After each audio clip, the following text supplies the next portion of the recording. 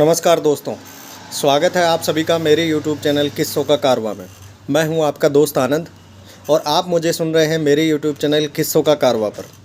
दोस्तों, आज हम एक और इतिहास की किस्से की कोई बात लेकर के आ रहे हैं जो मैंने भी बड़े बुज़ुर्गों से सुनी है। कहा जाता है कि राजस्थान का जो समाज है वह बुजुर्ग प्रधान समाज है, जिसे पितृ समाज प्रधान भी बोल सकते हो, पितृ प्रधान समाज भी बोल सकते हैं। कहा जाता है कि अपने परिवार की जो अस्मिता होती है वो बुजुर्गों से ही है।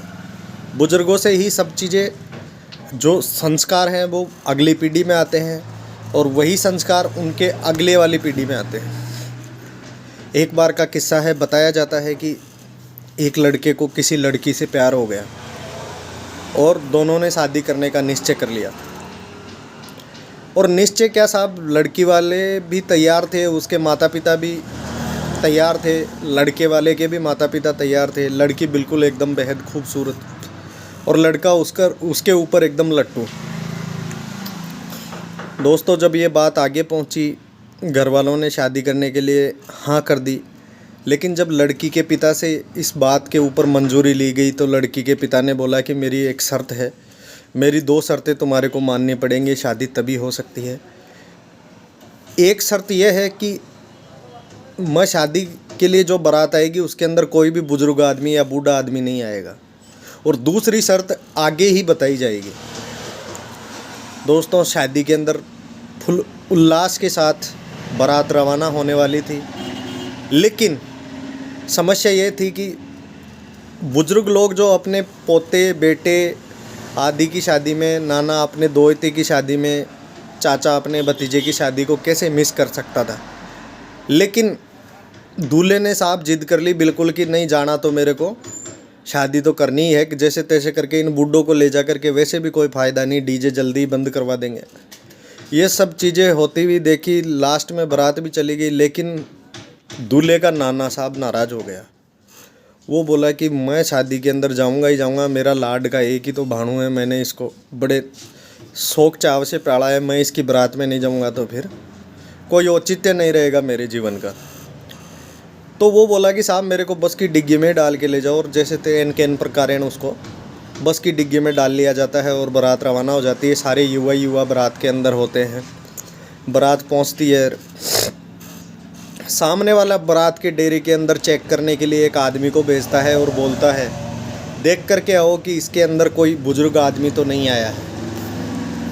लड़की के पिता के आदेश के ऊपर एक व्यक्ति पूरे डेरे को चेक करके जाता है, लेकिन उसको कोई वहाँ मिलता नहीं है, क्योंकि जो नाना था लड़का का वो डिग्गी के अंदर अपना लकड़ी लिए सो रहा था।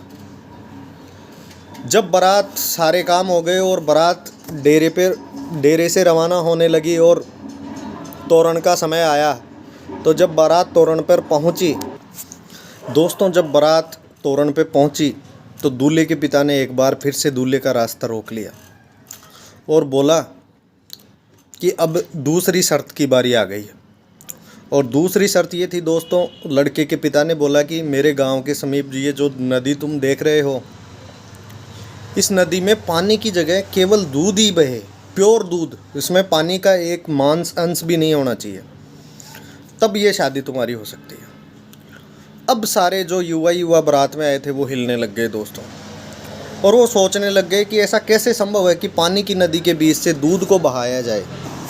यदि इसमें दूध डाला भी गया तो पानी तो मिक्स रहेगा साहब इसमें।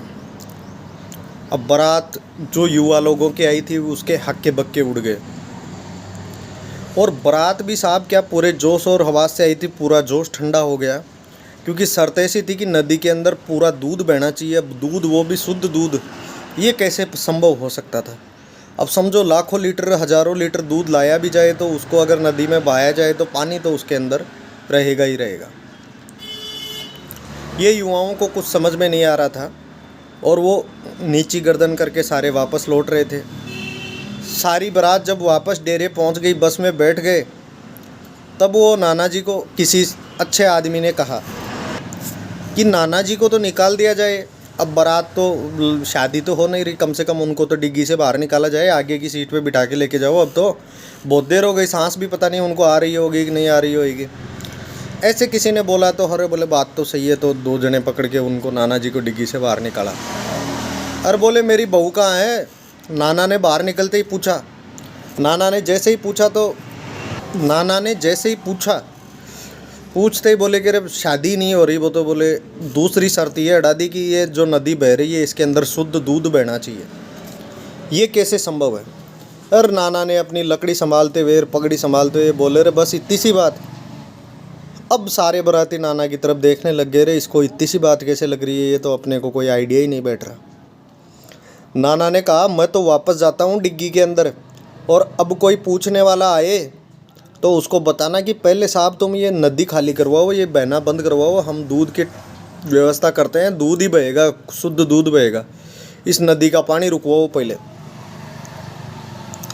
जब ये बात ऐसे कि ऐसे वहाँ के महामहिम आदमी को, लड़की के पिता को बोली, तब उनको शक हो गया कि बारात के अंदर कोई ना कोई बुजुर्ग आदमी ज़रूर है। और फिर से जब तलाशी ली गई तो उसके अंदर लड़की का नाना निकला। और जब ये बात हुई तब जाकर के नाना जी लड़की के पिता से मिले, और उसके बाद में उन दोनों की सफलतापूर्वक शादी करवाई गई। सहर्ष जब शादी हुई तब लड़की के पिता ने लड़के के नाना से अभिवादन स्वरूप राम राम किया, नमस्कार किया और बारात को सकुशल विदा किया। इसलिए दोस्तों कहा जाता है राजस्थानी के अंदर अगर टाबरी गर्भ साले तो बाबा ने बूढ़ी लाबा की क्या ज़रूरत है। ये कहावत राजस्थानी की कहावत है, वो यहीं से निकली है दोस्तों। अगर टाबरी गर्भ साले है जना तो बाबो बूढ़ी क्या टल्या हुआ है, ये कहावत वहीं से निकली है दोस्तों। आगे फिर किसी राजस्थानी बात पोस्ट को लेकर मैं आपके सामने उपस्थित होऊंगा। तब तक के लिए नमस्कार। एक और नए किस्से का इंतज़ार कीजिए और मेरे चैनल को लाइक शेयर और सब्सक्राइब ज़रूर कीजिए। नमस्कार, राम राम, खम्मा।